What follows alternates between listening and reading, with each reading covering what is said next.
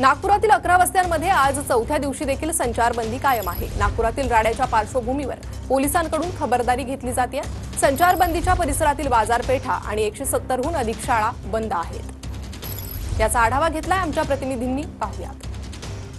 नागपुरातील 11 वस्त्यांमध्ये आज चौथ्या दिवशी ही संचारबंदी कायम आहे। त्यामुळे शाळा बंद असण्याचा आजचा तिसरा दिवस आहे, कारण की सोमवारी सकाळी शाळा सुरू होत्या, हिंसाचार सायंकाळी घडला। त्यामुळे मंगळवारपासून ज्या ठिकाणी संचारबंदी आहे त्या परिसरातल्या 170 पेक्षा जास्त शाळा आज तिसऱ्या दिवशी सुद्धा बंद आहे। शिक्षक सकाळी शाळेत येतात आणि परत जातात, परीक्षेचा काळ आहे आणि अशा परिस्थितीत शाळा बंद असणं ही सगळ्यांसाठीच मनस्तापाची बाब ठरते। आपल्यासोबत काही शिक्षक आहेत, त्यांना विचारूया। मॅडम, काय सांगणार? आजही शाळा बंद आहे? हो, आजही शाळा बंद आहे, पण मेसेज पाठवलाय तरी सुद्धा विद्यार्थी शाळेत येतात, त्यामुळे त्यांना सेफली परत घरी जाता यावं म्हणून आम्ही इथे येतो। ऑनलाईन सुरू केलंय का तुम्ही? हां, ऑनलाईन सुरू केलेलं आहे। मी ऑनलाईन क्लासेस घेतो आहे, पण ऑनलाईन मध्ये आणि प्रत्यक्ष शाळेत येण्यात फार फरक पडतो ना।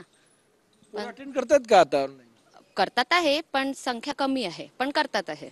काही विद्यार्थी करतात, काहींकडे प्रॉब्लेम असल्यामुळे नाही करत, पण सुरू आहे। एज्युकेशन कुठेही थांबवलं नाहीये, आम्ही ऑनलाईन क्लासेस सुरू केले आहे आणि होत आहे ऑनलाईन। कॅमेरामॅन साईसह गजानन उमाटे, TV9 मराठी, नागपूर।